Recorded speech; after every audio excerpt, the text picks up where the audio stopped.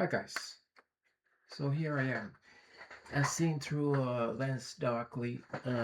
Well, not really.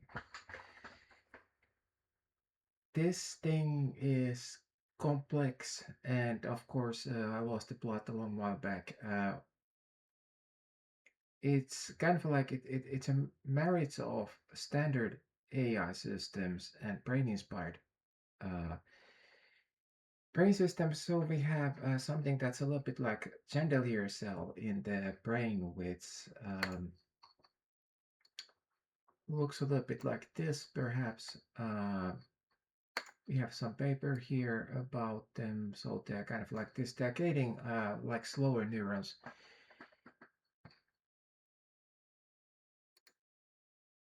and we had Claude Opus do this.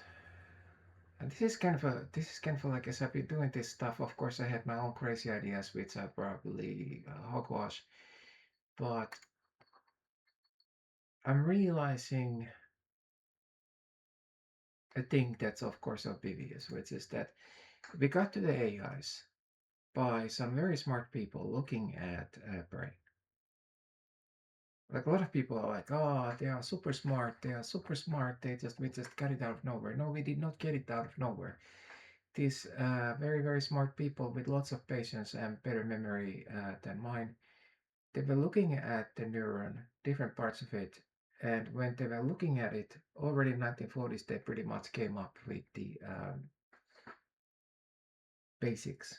And built on those basics, we slowly then got normal AIs. But now that we have AIs that understand the system, AIs that you can feed papers to, AIs that can make these sorts of systems. I realized, like, okay, so we have paper of the chandelier cells in the brain. This is by Kui, Sao, Tian, Lu, He, and Tai. So when we feed these sorts of papers to an AI now, and we are talking about intelligent systems, with an AI that was inspired by those early pioneers who pretty much figured out the basics of neuron, we get different kinds of intelligent systems. So now we are on that path where AI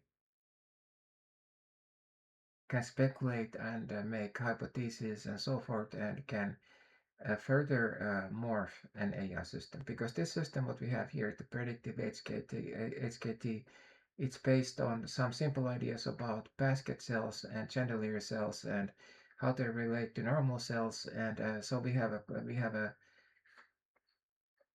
normal AI model with transformer, and we have these eigenmodes that I have slowly, well, not really can't say I'm grasping them, but so all of this, what to me is complex mathematics,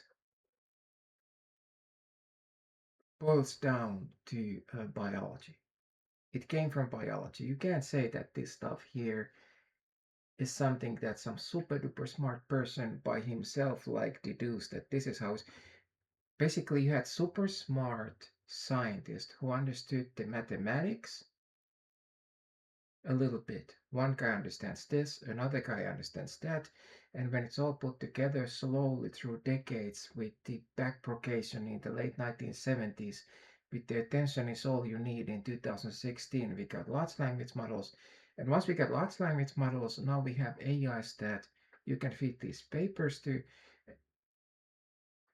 And when you feed them these papers, we can make AI systems that, well, they said that in Antarctica, I think 90% of AI development is kind of like the code comes from Claude itself. And I'm here using the crappier Claude Opus, which just a few months ago was the absolute peak, absolute best. But meanwhile, in-house, they have the Midas model. And I imagine, guys, I'm a complete and utter idiot. I'm just have basically, I'm like, yeah, last night I was thinking of this system. I was thinking of the brain. I was thinking of like, okay, there's basket cells, and the basket cells running gamma frequency, and then I had this false memory that the basket cells connect to the axon initial segment, which then sends a signal. But no, it's a chandelier cell. The basket cell is actually, it's kind of like it has the it runs the gamma frequency. But what I'm starting to get is this abstract image of brain as a network where you have these inhibitory neurons that are inhibiting the other neurons, where you have certain sorts of frequency, could be theta based, could be whatever, and then you have this higher frequency gamma frequency network that's kind of like it's gating the other frequencies. I'm starting to get this image. Like I just have this vague image. The mathematics of it, basically, I'm starting to get the feeling that the dendrites that slowly bring the message in and so forth, that they are kind of like, if you compare them to the AI, they're kind of like matrices. Signals kind of build up on them, and then they're released in a pulse. The standard mainstream neurobiology thinks it's kind of like the simple image that neuron is a point thing. It builds up membrane electricity, and then it releases. And this kind of like is the modern AI is kind of built on that, and it works, and we know it works very well.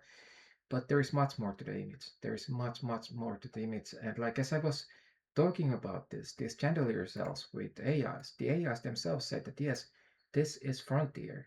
They do not really understand it very well. But the mind-blowing thing is that as my image is getting sharper and sharper here by this predictive HKT system that is actually, by the way, here at predictive HKT repo, and we actually have Claude just wrote a paper, so it just made this chandelier gated, and the chandelier gate paper here. Let's see where I am. Well, let's go here. But so the image that first was understood by these super duper smart people, Bits and Kulo, who were already building on the scientist who had been looking at the giant squid axon, so this giant neuronal cable in 18 something, 1850. So they had been looking and measuring and poking and prodding and understanding the chemicals and whatever. So out of that we got the AI. But the truth is that those scientists, few and far between, that are able to hold some of this stuff in their brain.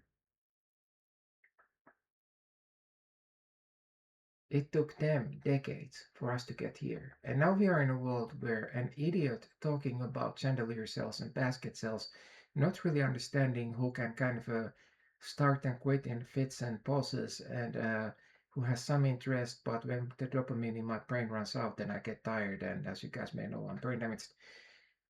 I may give up, and I may be close to something and I give up. But the AIs, because they are tireless, they can do this stuff. They are the future. They will develop this stuff faster and faster and faster. And the AI's little things like this chandelier gate, is it homeostatic or is it learned or whatever, it's a thing that they think about very deeply. Of course, I am talking they, and lots of people are thinking, well, they are just a bunch of mathematics. Why are you calling them they? Well, that gets complex there. But this morning's process as I'm doing this stuff,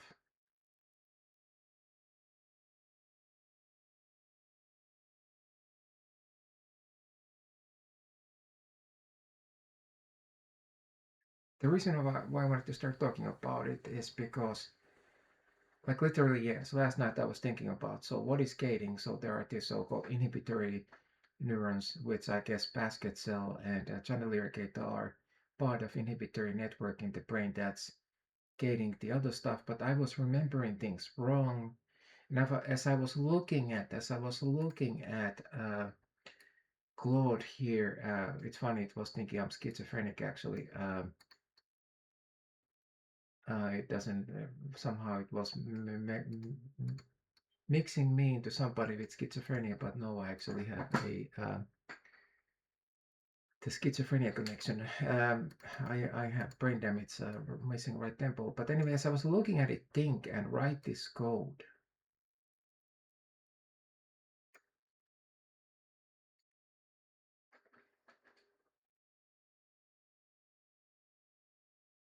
And as I'm looking at this running code that was spat out in, I don't know, 30, 40 seconds. And as I was thinking about this process, like for example, we have this icon constellation here. The icon constellation, this is about frequencies. As you can see here, these are, I think, slower frequencies when it's going to the right. If I start to move a lot here, it starts to come towards the left, so that's the faster frequencies. As I'm thinking about this system, so we have Python code that's kind of like brain, developed by AI from the false memories of a dumb human who is running on these neurons that I'm reading about that the AI is developing. As I'm thinking about the where is this going to lead? Because like I said, Bits and Kulo, they had a partial small image. The science was stuck for decades. Like I keep on saying backpropagation because that was vital to the modern AI in the late 70s, early 80s. And as I'm reading these papers that these very, very smart people are doing when they are looking at these tiny little things, and now we have an AI that can be just fed this stuff. And like the little I got the taste of Opus, which was not supposed to think about biology, but well, I just said that let's think of these things as units. Rewrote the whole thing. I have the geometric neuron, and well, it was thinking about these units, which well, they are kind of a geometric neuron, but whatever. Where will this lead, and how fast will it go there? And even though this system is stupid, but if we are gonna get closer and closer to actual brain where idiots can develop AI systems, like what sort of surprises are there going to be on the way, and what sort of realizations will these AIs have about the world in general and so forth? But yeah, just questions. I just have questions, and every time I'm doing these systems, when I'm like wiring something to something else, and I have the AIs develop these things, I am amazed. It's an amazing process. Nothing ever comes out because, of course, I must be always a couple years late and lots of dollars short. I'm never on the cutting edge like what the people at the cutting edge are doing. Like I can only imagine what the smartest minds are doing at the top universities and laboratories right now. But it's amazing process. It's amazing process. Very, very sci-fi. And very odd that I find myself here in the year 26 talking with an AI, reading their complex thoughts and understanding that I really am the monkey. I really am the monkey, and these systems just amaze me. And all of this dropped out of the perception lab workflow where we had the ECG-like signal out of the homeostatic coupler node, which was just very, very odd. But yeah, so this is how I'm wasting my time this morning, and I hope you guys saw well.